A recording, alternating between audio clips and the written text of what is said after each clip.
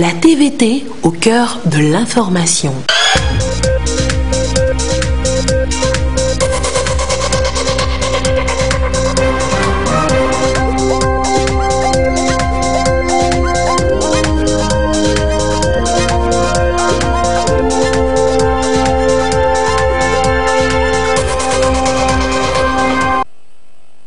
Il est 20h, bonsoir à tous. Dans l'actualité ce jeudi, les députés de l'Assemblée nationale à l'étude aujourd'hui le projet de loi sur la profession d'urbaniste, loi adoptée, les implications à suivre tout à l'heure dans cette édition. Également dans cette édition, retour ce soir sur le site du nouveau port de pêche. Les premiers coups de filet ont été effectivement lancés ce jeudi au grand bonheur. Vous allez le voir, des femmes transformatrices de poissons sur place.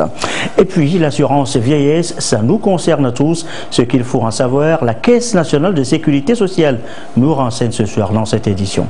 Voilà, madame, monsieur, le sommaire, bienvenue. Voici le 20h. Retour d'abord sur le séjour berlin du chef du gouvernement, commissaire Classou, participe, vous le savez, et au nom du chef de l'État au deuxième sommet G20 Compact West Africa. En marge des travaux, le Premier ministre, le PND, a l'objectif à rencontrer des sociétés et entrepreneurs allemands sur place. Le cas ici, vous allez le voir, avec le directeur général Green Tech et son homologue du projet GP. Des précisions micro de Adolphe Paca. Je suis le CEO et cofondateur de Green Tech Capital, qui est le principal investisseur allemand pour tout ce qui est start-up africaine. Et donc nous avons parlé en fait des possibilités d'investissement que nous pourrions avoir au Togo et comment nous pourrions investir dans les jeunes entrepreneurs togolais qui sont spécialisés dans le numérique.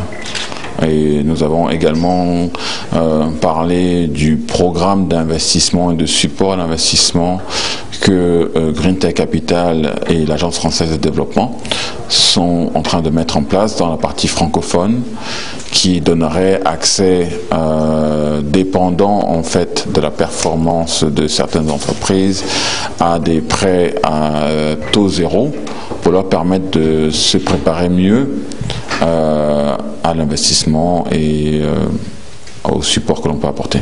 J'ai convenu avec son Excellence de venir faire un premier voyage au Togo qui me permettra en fait d'identifier les structures togolaises qui sont en support à l'écosystème ainsi que les entrepreneurs. Et on mettra donc en place un processus de sélection qui nous permettront d'identifier certains de ces jeunes Togolais et de définir comment on peut les supporter en collaboration avec l'écosystème et quelles sont les formes de financement qui sont les plus adaptées pour ces jeunes entrepreneurs.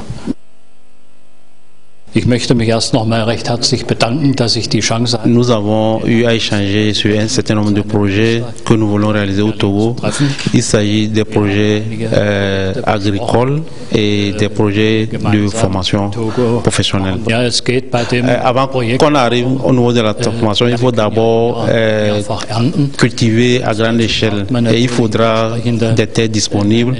C'est le commencement de tout projet agricole. Das wollen wir gemeinsam mit Ihnen machen. Même objectif ici aussi, toujours convaincre sur la destination Togo PND, exercice renouvelé ici aussi devant les investisseurs allemands. Image signée Paul Sakpala pour cette audience. On a essayé d'échanger sur un certain nombre de projets dont nous voulons réaliser au Togo dans le cadre du plan national de développement. Notre société intervient dans le domaine des infrastructures. Bien évidemment, en tant que Togolais résidant en Allemagne, nous avons aussi échangé sur l'actualité au Togo. La délégation a essayé d'expliquer les avancées, le climat politique et social au Togo. à ce qui nous concerne au niveau du Togo, c'est l'axe 3 du plan national de développement, à savoir les logements et les projets d'adduction d'eau. Nous sommes activement en échange avec les ministères concernés pour des projets de logements sociaux et pour les projets d'adduction d'eau pour la consommation.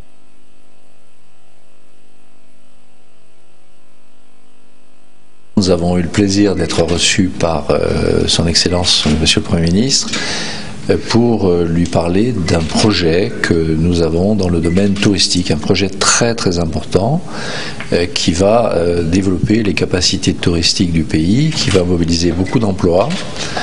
Et le Premier ministre s'est montré très intéressé par ce projet, qui demande encore du travail avant que nous puissions en parler concrètement.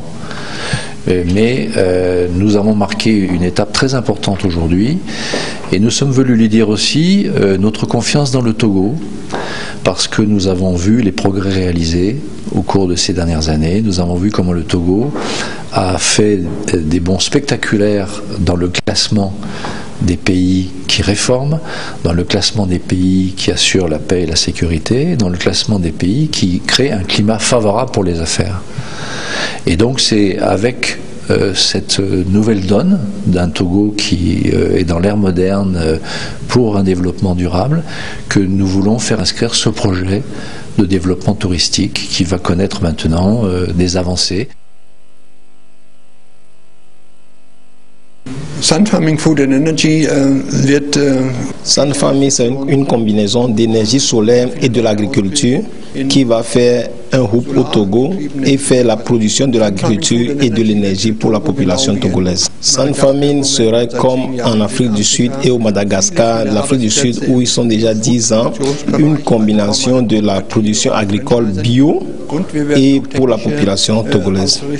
Former des entrepreneurs, nous allons former des électriciens en automobile électrique. Donc c'est pas seulement la production de l'énergie, mais il y a une formation et une continuité durable derrière ce projet. Concernant le financement de ce projet, nous sommes déjà en discussion avec la KfW Bank, avec les banques allemandes qui ont déjà accepté le Togo et pour financer ce projet à 100% alors. Donc nous sommes déjà avec les partenaires en discussion et ici et en Allemagne aussi avec des partenaires d'autres institutions qui sont derrière le projet, derrière le Togo. Début l'année prochaine, concrétiser le premier projet pilote pour le Togo, que ça soit aussi petit ou grand, qu'on veut commencer au Togo. Le Premier ministre spécialement et tous les ministres ont apprécié à 100% le projet. Unheimlich viel Ausbildung auch für Togo und die technologische Brücke möglich macht zu uns. Voilà les audiences accordées par le chef du gouvernement à Berlin lors de son séjour. Je vous l'annonçais tout à l'heure en titre, la loi est adoptée. Les urbanistes peuvent désormais exercer dans un cadre juridique propre à eux. Les députés ont défini les contours. C'était à la plénière ce jeudi, la session, le compte rendu. Augustin Cossi.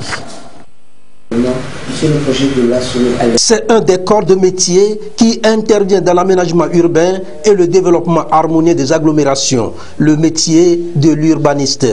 Il a pour but de penser et planifier la ville. Cependant, les urbanistes ne disposent pas d'ordre professionnel pour l'exercice de leurs activités au Togo. Et pour donner un statut légal à cette profession, un texte pour prescrire le respect d'un code de déontologie afin d'éviter certaines dérives. Un sujet qui n'est pas sans intérêt à la représentation nationale. Les élus du peuple votent à l'unanimité la loi relative à l'exercice de la profession d'urbaniste au Togo. Un cadre légal d'exercice des missions d'urbanisme est créé. Cette loi qui a pris forme aujourd'hui suite à votre vote crée un cadre légal d'exercice des missions d'urbanistes et permettra de donner une nouvelle image du devenir des établissements humains au Togo. Élaboré en parfaite harmonie avec le code foncier de l'axe stratégique 3 du plan national du développement PND visant la maîtrise de l'urbanisation et l'assainissement du cadre de vie, le présent projet de loi est également dans la droite ligne des directives de l'UEMOA relatives à la liberté de circulation et aux établissements de certaines catégories de professionnels. Sur le plan professionnel, votre vote permet de doter les urbanistes du Togo d'un ordre professionnel au même titre que les architectes et les géomètres. Ce texte vient en complément du Code foncier domanial et permettra au gouvernement, sous la direction de son Excellence M. Faure Essozimna Gnassingbé, président de la République, de mener à bien la politique générale de développement équilibré de l'ensemble des localités du territoire à l'échelle des agglomérations à travers l'armature urbaine nationale. Jusqu'à présent, les urbanistes exercent la profession au Togo à travers des bureaux d'études ou comme employés de l'administration. Malgré l'organisation en une association togolaise des urbanistes libéraux en 1991, il a toujours manqué au secteur un cadre juridique d'exercice du métier. Pour la présidente de l'Assemblée nationale, ce texte revêt une importance particulière. Le projet de loi adopté ce jour vient combler un vide juridique en créant un cadre légal d'exercice des missions d'urbanistes à l'instar des architectes ou encore des géomètres. Comme on peut l'imaginer, le rôle de l'urbaniste est d'assurer l'ordonnancement rationnel des espaces urbains. Or, dans notre pays, ce corps de métier manquait d'un cadre juridique approprié. Ce projet de loi répond ainsi à l'une des priorités du gouvernement, qui, sous la très haute impulsion et le leadership audacieux du président de la République, son Excellence M. Faure Essozimna Gnassingbé, œuvre pour la maîtrise de l'urbanisation et de l'assainissement du cadre de vie de nos populations. Je me réjouis aussi que le projet de loi adopté ce jour se veut promotrice de l'équité genre en permettant aux futures femmes urbanistes d'être représentées valablement dans ce corps de métier qui aujourd'hui en est dépourvu. Sur le plan régional, l'adoption de ce projet de loi rassure du respect des engagements pris par notre pays dans le cadre des politiques communautaires, essentiellement le respect du principe de la libre circulation des professions libérales et du principe du droit d'établissement. Notre pays, en répondant favorablement aux directives de l'UEMOA, les adapte au contexte national en offrant des conditions adéquates d'exercice de la profession d'urbaniste en terre togolaise. En fixant le délai maximum de 3 mois pour l'inscription au tableau de l'ordre des urbanistes, contrairement à la moyenne de 6 mois en vigueur au sein de l'UEMOA, le gouvernement reste cohérent avec sa logique d'amélioration du climat des affaires.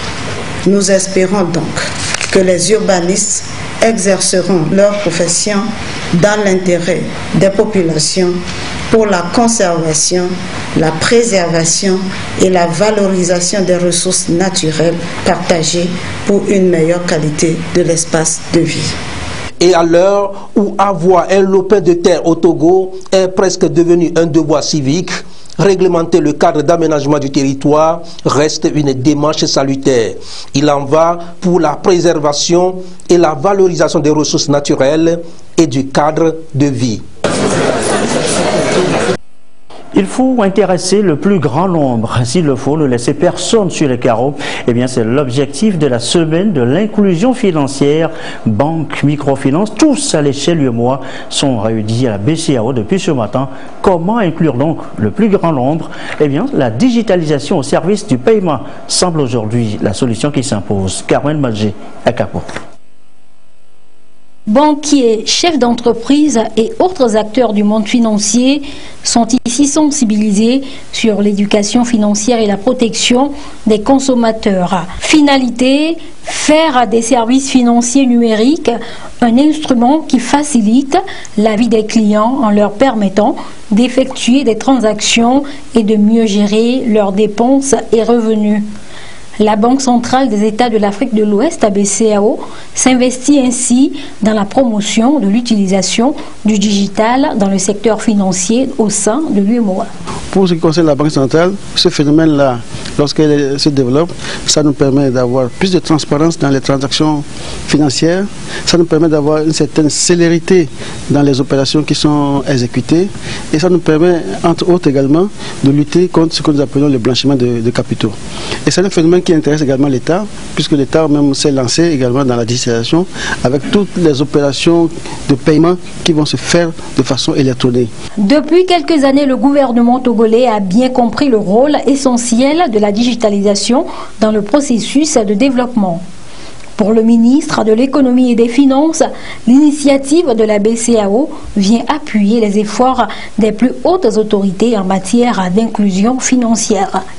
Dans son plan national de développement 2018-2022, le gouvernement s'est résolument engagé à bâtir les fondamentaux d'une digitalisation économique porteuse de valeur, créatrice d'emplois et de richesses et stimulatrice du développement. Il s'agit entre autres de dématérialiser de nombreux services offerts aux citoyens grâce au projet e-Gouv, qui a pour objectif d'assurer l'interconnexion effective des administrations, d'améliorer l'accès de tous à des produits de services numériques à des coûts abordables à travers des incitations fiscales, en particulier l'exonération de l'importation des équipements numériques. C'est pourquoi le gouvernement a fait adopter le 29 octobre dernier la loi portant sur la protection des données à caractère personnel après celle relative à la cybersécurité et la lutte contre la cybercriminalité de décembre 2018. Une équipe de la BCEAO sera à l'université de Lomé demain pour sensibiliser les étudiants sur les risques inhérents à l'utilisation des technologies financières et les défis majeurs que cela implique. Sensibiliser, c'est aussi leur travail auprès des leurs. Servir de relais également pour l'OTR sur le terrain. Informer, sensibiliser donc afin d'amener plus facilement les contribuables à payer leurs impôts et taxes. Ces pères éducateurs viennent d'être formés à leur nouvelle tâche. Le compte rendu de Sylvain Rapoudjou. L'Office togolais des recettes OTR promeut le civisme fiscal à travers la formation des pères éducateurs pour faciliter la mobilisation des ressources de l'État. La formation consiste à les outiller sur la fiscalité et douane en vue de les amener à servir de relais d'information auprès des contribuables. À travers cette formation, l'OTR envisage donc implanter dans chaque secteur des unités des pères éducateurs dont leur rôle est de faire passer l'information sur la fiscalité au niveau de tous les corps de métier, faire comprendre à ces acteurs l'importance du paiement des impôts dans la dynamique de permettre à l'OTR de remplir efficacement sa mission. Il s'agit donc de former des relais communautaires, des relais au niveau des contribuables. Un menuisier est plus écouté par un autre menuisier que quelqu'un qui viendrait de l'extérieur pour lui parler. C'est l'esprit même de ce projet. Donc c'est de faire en sorte que les contribuables, les opérateurs économiques qui ont les mêmes conditions de travail, les mêmes conditions, les mêmes relations avec l'administration fiscale puissent se parler. Pour servir donc de vrais porte-parole des contribuables, ils vont donc se familiariser avec les fondamentaux de la fiscalité, une démarche pédagogique pour comprendre le bien fondé des paiements des taxes et impôts. L'objectif, c'est que tout le monde comprenne pourquoi, comment, quand et comment payer ses impôts et taxes.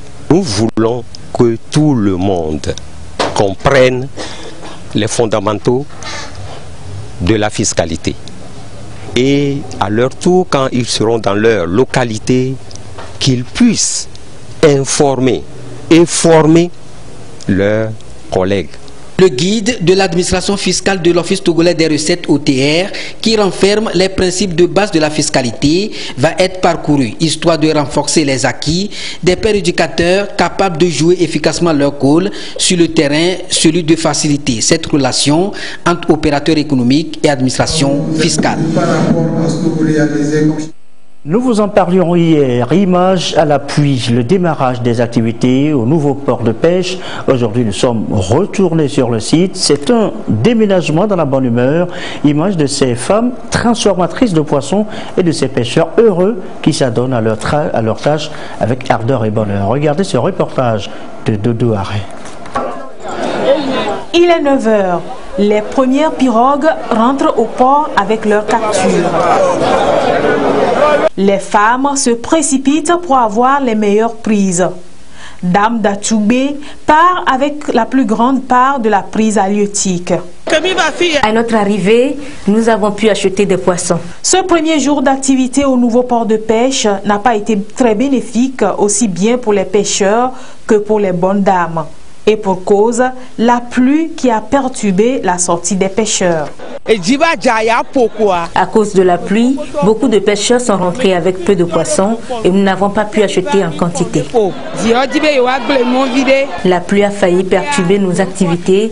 Malgré ça, on a pu vendre les poissons. Malgré le niveau peu abondant, tous les acteurs de cette plateforme sont fiers du démarrage des activités de pêche dans un cadre plus moderne avec beaucoup d'avantages. Mais quelques difficultés se signalent au passage. Tout est bien commencé. Et nos dames qui nous vendent les poissons aussi, tout le monde est là. Et les activités ont repris comme avant. Et ça, c'est un pas vers la perfection. Et également, j'ai appris que bientôt, il y aura des lampadaires qui seront mis en place. Tout ça là, nous l'espérons également.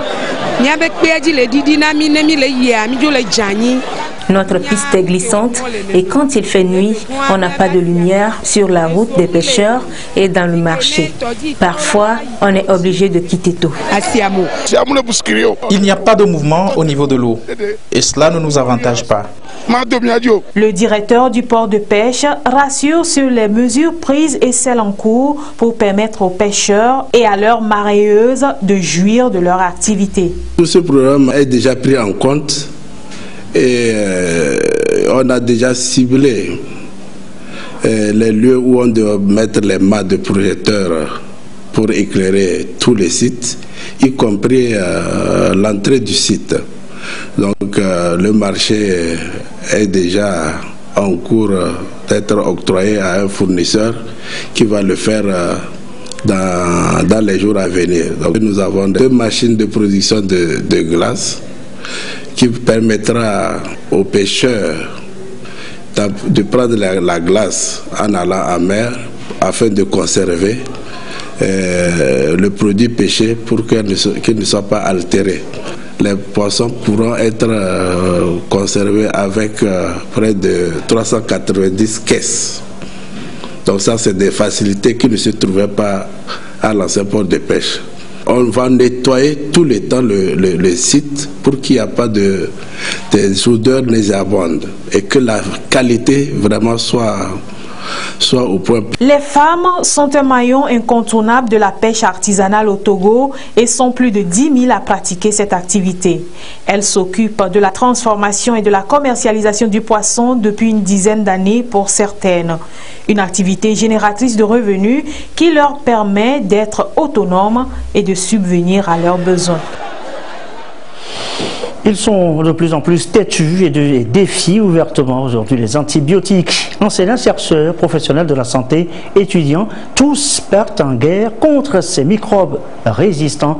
Que faire exactement? De nouvelles méthodes de lutte sont explorées. Les précisions, Edwige Atakwabasabi de Douaré. L'antibiotique n'a plus tellement d'effet sur l'homme. Le taux de résistance des bactéries est de plus en plus élevé, ce qui compromet le traitement d'un grand nombre d'infections et constitue une menace de santé publique. Les causes sont entre autres l'automédication, des prescriptions inadéquates, l'usage excessif des antibiotiques. La filière animale contribue aussi à aggraver la situation. La semaine consacrée au bon usage des antibiotiques est une belle occasion pour attirer l'attention de tous sur le fléau. C'est devenu un problème au point qu'on veut inscrire la résistance au patrimoine immatériel de l'humanité en disant il faut protéger les antibiotiques, sinon ce sera foutu pour nous. Chaque année, on se donne une semaine pour rappeler encore les bonnes pratiques, les bonnes façons de faire. La problématique est discutée à cette table ronde entre professionnels de la santé. Tous s'accordent sur l'intensification de la sensibilisation pour mener à bien la lutte contre la résistance aux antibiotiques. Une initiative pareille est à saluer. Et derrière beaucoup de sensibilisation, il faudrait que nous changions nos comportements en matière d'utilisation de médicaments antibiotiques. La problématique, c'est que les antibiotiques sont utilisés pas aux doses qu'il faut. Les antibiotiques sont utilisés à des durées qui ne permettent pas d'éliminer la bactérie. C'est autant de choses qu'il faut voir. Aujourd'hui, ce qui est fait, c'est beaucoup plus des campagnes de sensibilisation et nous faisons tout pour interdire ce qu'on appelle une antibioprévention. Une antibioprévention, c'est quoi? C'est-à-dire qu'il n'y a pas la maladie, mais on essaie d'utiliser l'antibiotique. Or, c'est justement cette façon de faire qui entraîne des problèmes de résistance. L'université est choisie comme premier lieu où il nécessite de commencer la sensibilisation. Les étudiants étant des futurs prescripteurs, manipulateurs ou consommateurs des antibiotiques. Ce qui est très important que j'ai retenu, c'est ne pas consommer ces médicaments sans prescription médicale au préalable. Et en plus, essayer de sensibiliser nos parents et la famille. L'attitude à adopter, c'est qu'il faudrait faire en sorte que tout participant fasse le devoir de sensibilisation de la population. Quel antibiotique pour quel patient? Quand le prescrire et quel doit être le dosage? Toutes les composantes vont être explorées pour des actions concrètes visant à la promotion de l'usage rationnel des antibiotiques au Togo. Autre sujet évoqué ce soir, les contentieux des marchés publics dans l'espace UEMOA. Il est question notamment de la nature même de ces contentieux, les litiges en rapport avec les marchés publics. Qu'est-ce qu'il faut exactement bien comprendre? Les échanges, les éclairages. Carmen Madjiakapo. Universitaires, étudiants et acteurs de la commande publique venus de différents pays de l'Afrique et de l'Europe débattent sur le contentieux des marchés publics dans l'espace UEMOA. Ici, les grandes questions d'actualité du paysage de la commande publique, du règlement juridictionnel, du contentieux des marchés publics sont décortiquées. Nous avons présenté hier le deuxième recueil qui concerne toujours les décisions du CRD, de la RMP, et aujourd'hui c'est un colloque sur la gestion du contentieux des marchés publics. Il s'agit pour nous, après avoir commenté les décisions du CRD, de réfléchir du point de vue théorique sur les décisions rendues par cette autorité. Est-ce qu'il faut aller plus loin?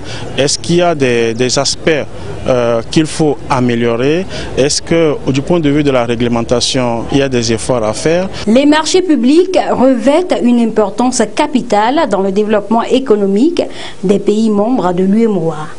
Il importe donc d'analyser les spécificités et incidences de la gestion du contentieux des marchés publics dans le développement socio-économique. C'est pourquoi l'autorité de régulation des marchés publics, ARMP, soutient l'initiative. Il s'avère important aujourd'hui de voir est-ce que c'est réellement profitable, la manière dont le CRD règle ces contentieux-là. Est-ce que ça permet réellement aux entreprises d'évoluer, parce qu'il arrive parfois que certaines entreprises écopent de sanctions, et quand ces entreprises écopent de sanctions, elles sont écartées donc, de la commande publique pendant un certain nombre d'années. Les réflexions qui sortiront au cours de ces jours, nous aurons des idées pour pouvoir éventuellement modifier ou apporter des propositions, des recommandations dans les pratiques que nous connaissons aujourd'hui dans notre pays. Le colloque international de Lomé va contribuer à façonner le visage du contentieux des contrats administratifs en général et des marchés publics en particulier. Et le système de passation des marchés publics n'est pas étranger à la corruption. Attention, Aploussia veille désormais au grain. L'instance de lutte contre le phénomène a mis les points sur les i. À Kara, sur place, Nestor Mojou. Autorités préfectorales, conseillers municipaux, chefs des services déconcentrés, opérateurs économiques, chefs traditionnels, organisations de la société civile, chefs des unités des forces de l'ordre et de sécurité, magistrats et agents de l'Office togolais des recettes. Ce sont ces groupes cibles que la haute autorité de prévention et de lutte contre la corruption et les infractions assimilées a rencontrés dans la COSA. Aploussia mène une campagne de sensibilisation à l'égard des différentes couches sociales au sujet de la corruption, considérée comme un phénomène qui sape la démocratie et l'état de droit, qui constitue une des grandes causes des mauvais résultats des économies des pays en développement et qui crée un terrain propice à la criminalité organisée et au terrorisme. Le message principal, c'est que nous voulons mobiliser tous les citoyens, tous les Togolais contre la corruption et les infractions assimilées. Ça va nous permettre d'inaugurer une nouvelle ère, une ère de tolérance zéro à l'égard des actes de corruption et infractions assimilées. Qu'est-ce que ça veut dire, tolérance zéro? Ça veut dire que chacun à ce niveau dit la corruption ne passera plus par moi. Chacun dira chaque fois que je serai témoin d'un acte de corruption, je vais le dénoncer aux autorités compétentes. Il y a plusieurs actes de corruption lorsque je suis agent public et que je travaille pour les citoyens. Pour cela, je suis payé à la fin du mois. Et je me fais payer par les citoyens eux-mêmes. C'est un acte de corruption. Si je suis un percepteur des taxes et impôts et je vais percevoir là où la loi ne prescrit pas, c'est un acte de corruption. Si je suis un agent comptable et que je détourne les données publiques, tout ça là participe aux actes de corruption. Si je fais un trafic d'influence, c'est un acte de corruption. De façon générale, un citoyen fonctionnaire qui s'enrichit sans être en mesure de justifier l'origine de sa richesse est en situation de corruption. Ça s'appelle enrichissement illicite. La haute autorité de prévention et de lutte contre la corruption et les infractions assimilées, son rôle et ses moyens d'action. Manifestations, causes et impacts de la corruption sur l'économie nationale. La répression des actes de corruption et d'infractions assimilées sont les communications qui ont été passées. Les mêmes communications seront faites dans les 6 autres préfectures de la région de la Kara. Et également en titre, elle nous concerne tous, nous intéresse tous, l'assurance vieillesse. Qu'est-ce qu'il faut en savoir précisément? Eh bien, la Caisse nationale de sécurité sociale nous renseigne. Désiré Aloy pour le compte rendu. La Caisse nationale de sécurité sociale au service des populations s'élargit davantage pour atteindre progressivement un grand nombre de bénéficiaires. Le régime de couverture sociale ne prenait en compte que les salariés assurés. Aujourd'hui, la CNSS va plus loin en incluant le secteur informel, travailleurs indépendants et ministres de culte pour leur ouvrir la porte de cette prestation. Couverture de risques sociaux, assurance vieillesse pour tous. Les différents potentiels bénéficiaires représentés par des délégations au contact de la CNSS en campagne d'information et de sensibilisation en partenariat avec le Bureau international du travail BIT. Elle est à l'étape de Sokodé. À partir de 2011, le législateur a opéré une réforme majeure, fondamentale, qui a consisté à ouvrir le champ d'application juridique et personnel de ce régime de la Caisse à tous les autres types de travailleurs. Il fallait chercher les meilleures formules pour pouvoir faire en sorte que eux aussi, ils puissent contribuer et se faire garantir donc cette couverture au titre des différents risques, parmi lesquels essentiellement la couverture vieillesse. Et aujourd'hui, nous avons sous la main une formule, c'est-à-dire un produit que nous estimons être adapté à leur réalité, à leur spécificité. Et c'est ce produit-là que nous sommes en train de partager avec eux à travers cette campagne nationale.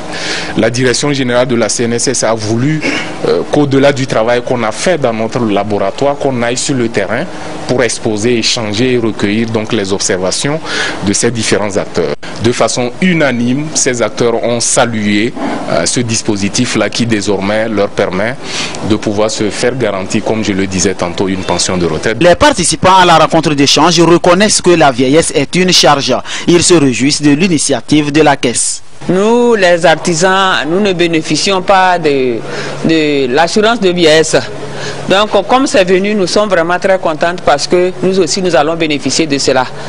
Parce qu'à la vieillesse, maintenant, nous souffrons. Nous ne savons pas qu'est-ce qu'il faut faire. Comme c'est venu, nous sommes vraiment très contentes. Mon groupe et moi, nous sommes très, très contentes. Et nous remercions la caisse.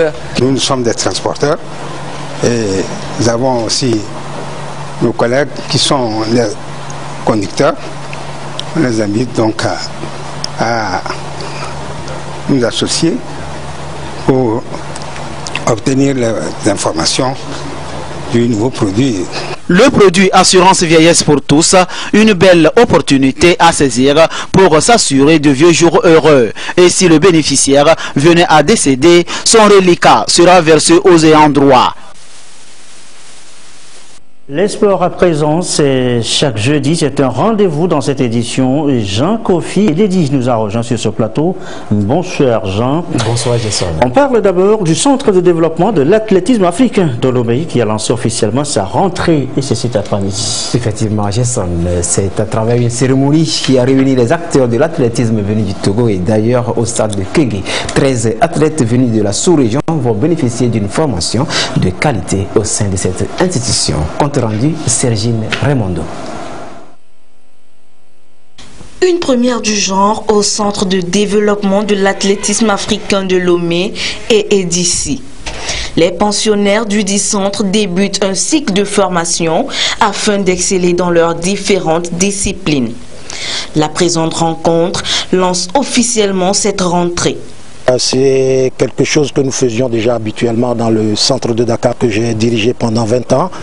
Là, c'est ma première saison, ou la seconde, je dois dire, que je démarre à Lomé. Et j'ai pensé qu'il fallait faire venir cette tradition ici à Lomé, faire une rentrée solennelle en présence de tous les partenaires autour du centre, en présence des athlètes eux-mêmes, pour leur dire ce que nous attendons d'eux. Et pour les encourager à bien s'inscrire dans la nouvelle saison. Et il y a des échéances qui nous attendent, c'est les Jeux Olympiques déjà à la fin de la saison, mais il y a d'autres compétitions intermédiaires comme le tournoi de la solidarité. Il fallait qu'on se retrouve et pour resserrer les rangs et partir du bon pied. Le Centre de développement de l'athlétisme africain de Lomé se veut un excellent pôle de formation des athlètes de la sous-région. Il réunit pour cette année 13 athlètes venus du Mali, du Congo, du Bénin et bien entendu du Togo. Pour cette rentrée, eh bien, on a décidé d'innover avec des objectifs revus à la hausse et aussi avec les moyens humains qu'on est en train de mettre aussi et tout l'appui de l'État, des structures de la CA et même de l'IDESAF. Donc nous espérons qu'avec tous ces moyens mobilisés, que notre athlétisme va pouvoir connaître ce renouveau tant entendu. Ça nous tenait à cœur d'avoir les athlètes dans un centre et un centre plus proche de nous. Nous avons vu qu'il faut vraiment profiter et c'est pourquoi nous avons placé. Et les placer maintenant, c'est l'objectif pour nous est les JO 2024. Donc nous allons commencer à suivre ces athlètes à partir de maintenant jusqu'en 2024 pour voir ce que ça va nous donner. Autrefois centre régional de l'athlétisme de Lomé, le centre de développement de l'athlétisme africain de Lomé et d'ici s'est donné désormais pour objectif, et ce depuis avril 2018, d'assurer l'encadrement des athlètes de l'élite de la sous-région. Il compte prendre en charge la formation et le perfectionnement des cadres techniques et faire la détection des jeunes talents sportifs en athlétisme. Et voilà donc pour le centre. Nous parlons maintenant du 35e championnat militaire et paramilitaire de football. La compétition bat son plein. Effectivement, j'ai démarré le 12 novembre dernier. L'édition 2019 du championnat militaire et paramilitaire poursuit son petit bonhomme de chemin. Et hier, mercredi, sur le terrain de jeu du Herbra, l'on a assisté à la large victoire de la gendarmerie nationale sur l'armée de l'air dans le groupe C. Score 4-0. Claude Amar. C'est ici, sur le terrain du régiment blindé de reconnaissance et d'appui Herbra, que l'armée de l'air en maillot jaune citron et la gendarmerie nationale en bleu se sont donné rendez-vous pour la confrontation. Surprise par la marine nationale 1-0 lundi, la gendarmerie nationale devait rectifier le tir et se relancer dans ce groupe C. Mission accomplie pour les bleus qui se sont imposés par 4-0. Tout a bien commencé pour les gendarmes qui ouvrent logiquement le score à la 11e minute par l'entremise de Agbanda de Hénin. Lancés, les gendarmes ne lâchent pas prise. Les pilotes souffrent, mais résistent tant bien que mal. Malheureusement, ils encaissent un second but à la 38e minute. Une œuvre de Aléheri Pachal. 2-0 en faveur de la gendarmerie nationale, score à la pause. En dépit de la farouche volonté affichée par l'armée de l'air en seconde période de jeu, la gendarmerie nationale réussira à se mettre à l'abri en inscrivant 2 autres buts. Le 3e à la 66e minute grâce à Agbani Alexis et le 4e à la 78e minute qui porte la griffe de Agbanda de Eva qui signe du coup son doublé. D'où la satisfaction du coach de la gendarmerie nationale. La fois passée, on avait sous-estimé la marée, on a perdu. Il fallait que vous gagniez ce match-là pour être sûr de jouer le second tour. Donc, on s'est préparé suffisamment, on a mis le paquet. Et on a dit de mettre un but en premier temps pour se soulager et circuler la balle, ce qu'il fait.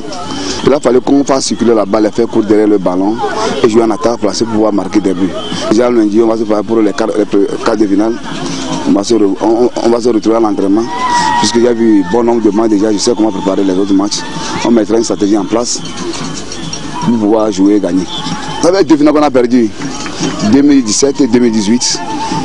En final, on a perdu, il va falloir que cette année, qu'on ne regrette plus pour essuyer les larmes des 2 ans passés. Pour sa part, l'entraîneur de l'armée de l'air tire les conséquences de sa défaite. La préparation n'a pas été faite à bon escient parce que nous jouons un championnat militaire, il faut se lever tôt. On ne s'est pas vite préparé. On ne va pas jouer 4 matchs et avoir 4 défaites. Au moins une victoire pour le 4e match. Avec 3 victoires et 1 défaite, la gendarmerie nationale se qualifie pour les quarts de finale qui commencent lundi. Et puis on va terminer sur le championnat national de football de première division. Ce dimanche prochain, ce sera la 6e journée. Tout à fait, Jason, avec des affiches alléchantes. D'abord le derby de la capitale qui va opposer le dynamique togolais à l'AS Togoport. Quant à Gomido, il se prépare pour recevoir le leader Unisport de Sokoli. Pendant ce temps, Semassi sera défié à domicile par Maranatha de Fiokpo. Le programme complet de la 6e journée avec Aflin Johnson. Après 2 revers de suite en déplacement face respectivement à Dito 0-1 et l'Est Togoport 1-3, Gomido de Palimé joue gros ce dimanche à domicile. Pour ce qui devrait être une opération relance, le club du Grand Cloto doit s'attendre à une partie difficile devant Unisport de Sokolé. Ce dernier, leader avec 11 points plus 3, même s'il est en panne de succès depuis 2 journées, sait bien se défendre à l'extérieur. En témoigne son nul de 2 à Kara face à l'SCK à la 4e journée.